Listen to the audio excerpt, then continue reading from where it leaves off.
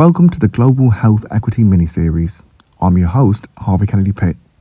Join us as we look at 8 public health principles that can help health systems build capacity through adaptation. Hello, Sujani. Thank you so much for taking the time to speak to me today. Would you like to start by introducing yourself? Sure. Thanks for having me, Harvey. Sujani, pronouns she, her. I'm calling all the way from Canada, based around the Toronto region. I think that's the most popular city and that I can make reference to that, our colleagues from all around the world can kind of like situate where I'm sitting.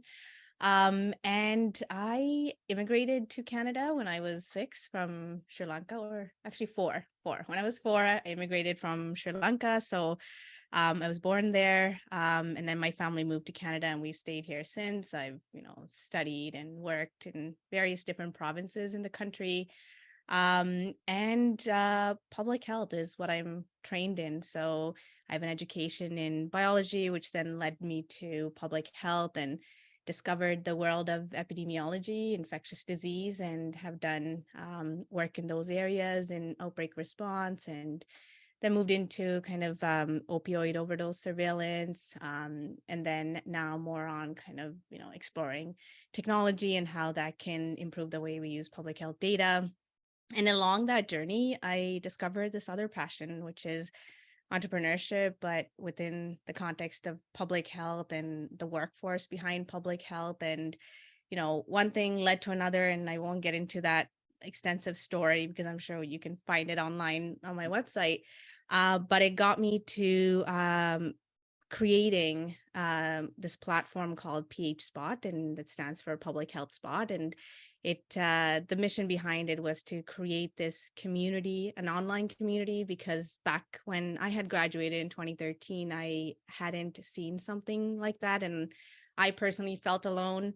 And then I discovered and met so many different people through, the internet and LinkedIn, who kind of felt the same way, and they needed that guidance in their career. And so launched PH Spot in 2017, and we've celebrated 6 years of that. And and I'm sure we'll get into it a little bit, but really the mission behind that is helping people build their dream public health careers, and showing that you can have impact in the world through the work that you're doing in public health, but also fulfill all the dreams that you have for your life. And so that's what we're doing at PH Spot. Amazing. Thanks so much for sharing that. I'm just curious as to what your role is in the company or companies that you sort of are a part of.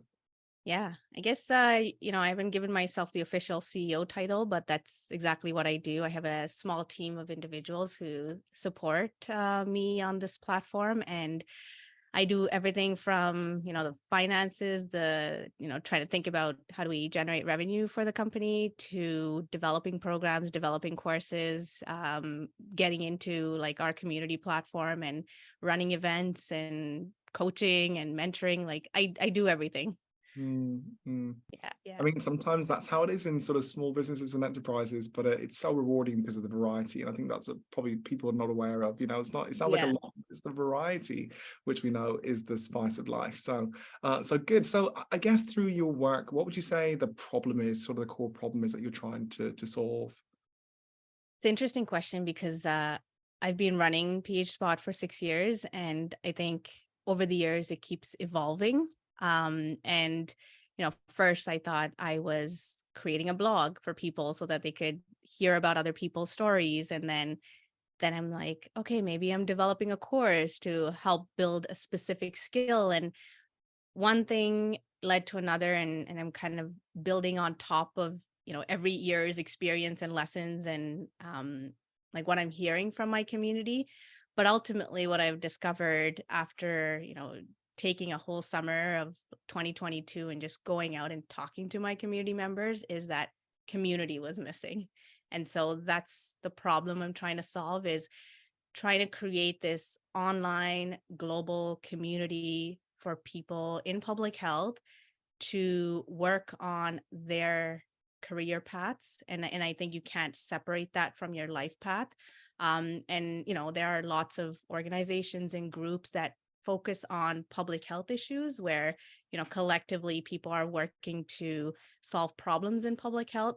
But I found that this is almost the only platform or community that exists for the individual, like the workforce behind public health, the individual who's, putting their time, their energy, their passion out there for people in this world. And it's supporting those individuals. So a lot of the events that we do, a lot of the training, the coaching, it's very much focused on the individual. Of course, if someone wants support to develop a skill so that they can progress in their career, we'll kind of guide them, or the community members will guide them. But ultimately, it goes back to that individual, and really trying to stress the fact that I don't have all the answers, even though I developed this platform, very much a peer run, peer driven, peer support. Like a lot of that also comes in. So that's really the problem I'm trying to solve, is community. Yeah. I mean, if anyone has seen, the posts that you put out sort of in relation to workforce and sort of, professional development and, signposting people, I mean, they're sort of posts on LinkedIn that you don't see very often. And I really always admire the just the caliber of posts that you put out. So, very impressive work is what I would say, and you're definitely solving a problem there by focusing on both individuals and even small groups of people, and how we can use sort of peer-to-peer mentorship support and sort of integrated approaches to just driving the workforce forward. So yeah, that's my next question, I guess, would be what sparks your interest in the theme of the day, which is efficiency. So we've got obviously 8 different public health principles we're focusing on in this mini series, and I know that you've got to be really efficient. It's not like you're doing loads of different things, so you've got to be really efficient at what you're doing to make it to make it all work. But in the public health sense, when it comes to efficiency, and us thinking about efficiency within the wider public health system or the global public health system, what sparks your interest in that? Interesting questions, and I think I've thought about how to answer that question in many ways. And I think the road that I would go down in is when I speak to people in my community and they're trying to figure out the path that they want to go on within public health, right? I'll give you an example. Somebody who's interested in infectious disease, maybe climate change, maybe quantitative analyses, and then they're also interested in like community outreach related work. And so they have all these different interests, passion, like call it what you want, and they're kind of struggling to figure out which direction to go in order to serve in the world, in their community. And then they get overwhelmed not knowing like which direction to go in or what step to take next. My kind of way of thinking has always been, put out all of the things that you have interest in, that you feel like you have the passion in, and try to see, are there themes that come up in these various directions that you want to go in?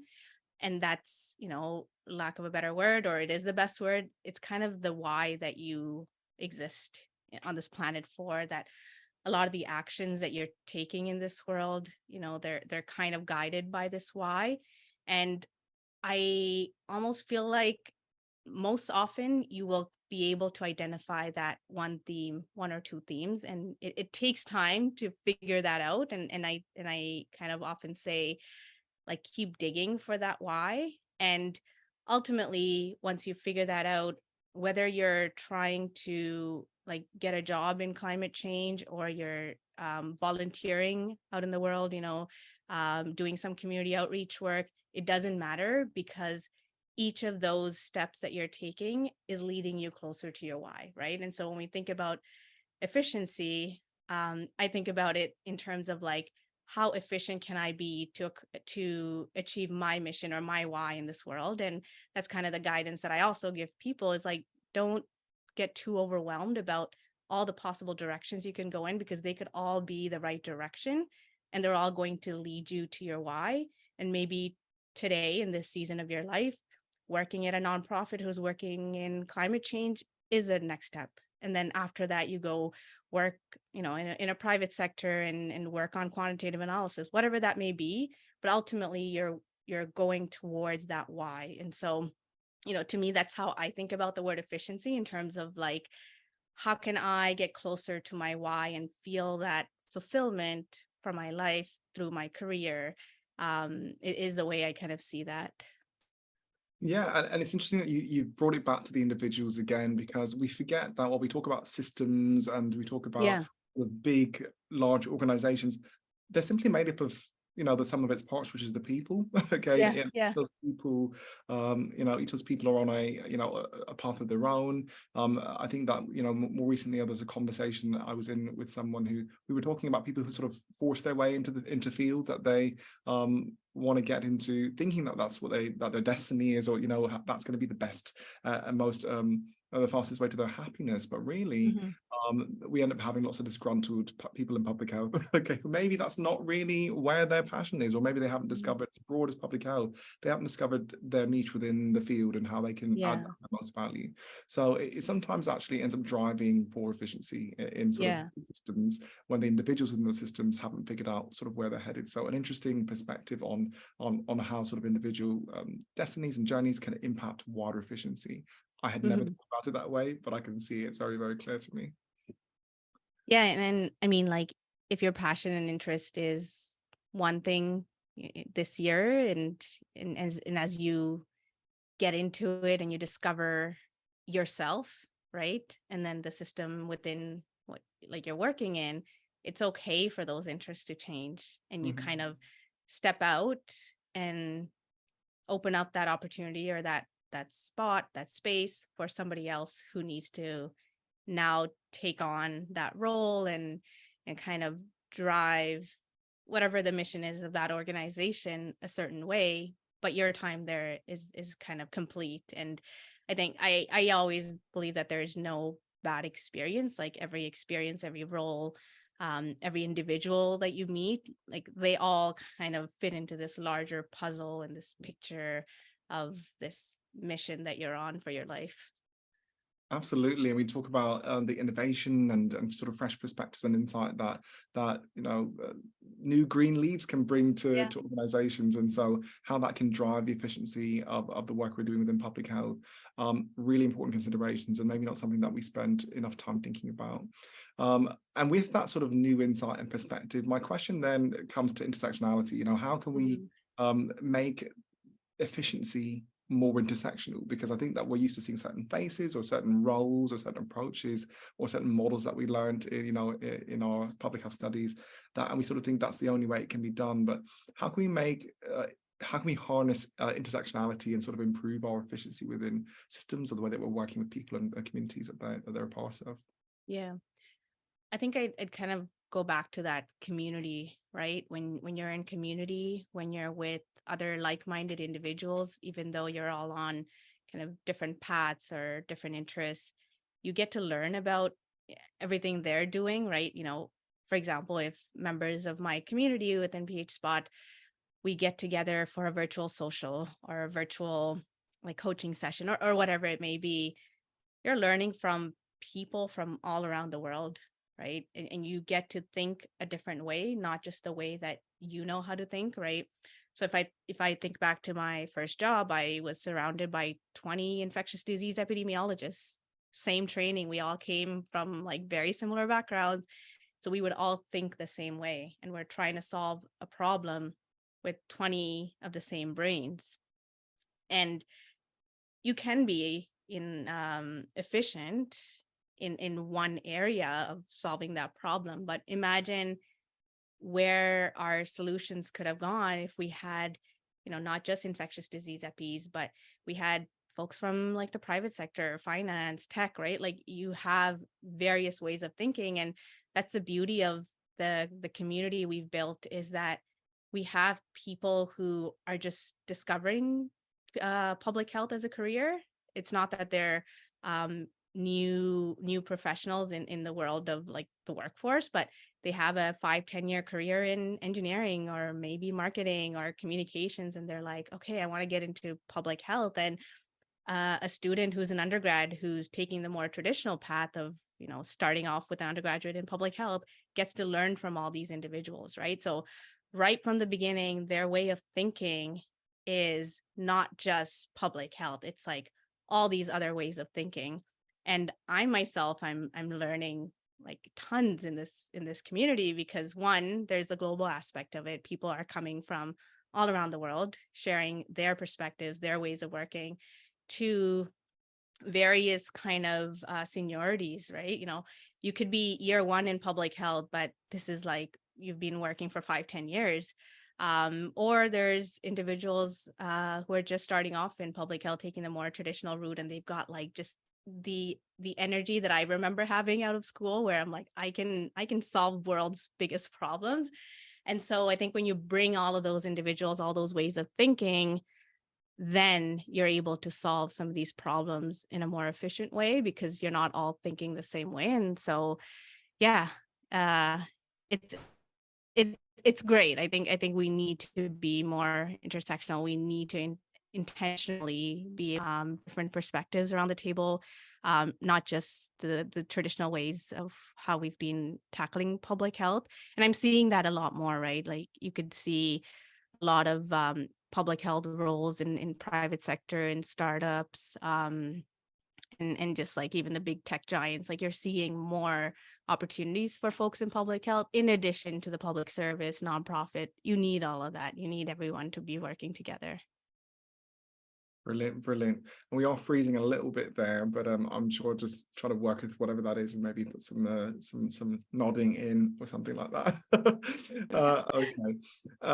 So I really like the way that you've taken the time to sort of describe that scenario of people who come from outside public health and discover public health new, but they bring all these sort of skills with them. And sometimes we look at, but how long have you been in public health though? You can't possibly bring anything new to the workforce, and how detrimental that can be to the efficiency of public health systems, because actually in finance, in tech, these people are used to utilizing innovation, technology, doing things faster, doing things bigger, doing things, dreaming of higher amounts of resource to really drive innovation. And sometimes, public health, we can be back at, Jon Snow. We're still hanging out with Jon Snow, trying to figure out who touched the tap first, and and it's really, we've got a long way to go in terms of moving things forward and being more innovative and accepting the risk that comes with innovation and new ideas.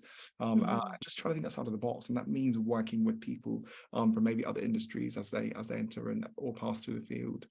So I would just try to ask now what you think your main call to action would be in relation to efficiency. So, some people choose 3, even though I said 1, but if you have just one call to action that you think that you'd like to put out there for people to think about, what would it be? I think, it's funny, any question that I get asked, I can always take it back to community. And I'd say, like, build your community, whether it's 2 people at work or 10 people from school or a virtual community like the one that we have. It's always community. I think there's so much you can discover and do, and, efficiency included with people around you. And you just have to get out there, talk to people, get away from the computer and talk to human beings and build your community. Yes, hashtag networking. Yeah, Yes. Perspective diversity. Well, I'm sure that I could talk to you about this all day, and this is again just one element of what we're discussing in this mini series, and it's something that you sort of specialize in terms of thinking about individuals, community, and even just touching on efficiency there, and sort of sharing a new perspective around something that we should be thinking about. I'm sure that when people see this, they'll want to look you up and get in contact. How can people get in contact with you if they want to look up your work, check out your projects, anything new you might be working on? For sure. LinkedIn is a great place. So if you search me up, Sujani Sivanantharajah, you can hit follow and, like Harvey said, read some of my reflections and things that just pop up in my head. I put it over there. In terms of some of the projects I've talked about, everything can probably be found on our website, so phspot.org. And then if you're interested in the kind of community I was talking about, it's called the Public Health Career Club, and you'll be able to find that right on that website, phspot.org/club. There's an easy link at the top. So those are some ways that you can find me and find out about the projects that we're working on. That sounds amazing. Sujani, I'm grateful that you've taken time all the way in Canada, to Toronto, Canada. Bit of a time difference here, but we've made it work to just speak with me and just answer a couple of questions around efficiency in relation to sort of global health equity and how we can think differently. So Thanks so much for your time, and I wish you all the best with your projects. Mine. Thank you so much, Harvey.